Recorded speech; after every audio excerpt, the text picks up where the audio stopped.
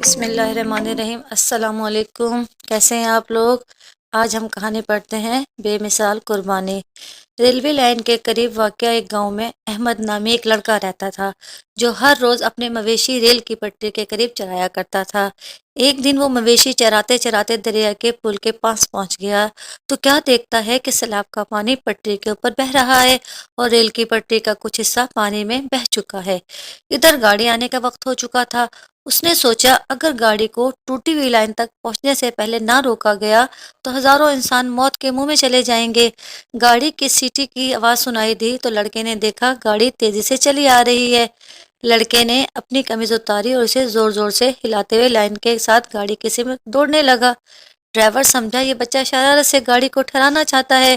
Driver نے لڑکے کو پٹری سے ہٹانے کے لیے بار بار سیٹی دی لیکن لڑکا مسلسل قمیض ہوا میں لہراتا رہا۔ ڈرائیور نے گاڑی روکنے کی کوشش کی لیکن بے سود۔ انجن لڑکے کو کچلتا ہوا آگے نکل گیا اور گاڑی کچھ فاصلے پر جا کر رک گئی۔ ڈرائیور فوراً انجن سے باہر نکلا اور لڑکے کے قریب پہنچا۔ دیکھا تو وہ مر چکا تھا۔ سب لوگ بچے کی بہادری پر اش اش کرنے لگے کہ اس بچے نے اپنی جان پر کھیل کر ہزاروں انسانوں کی جانیں بچا لیں۔ کہانی کا نتیجہ کیا ہے؟ ہمت مردہ، مدد خدا۔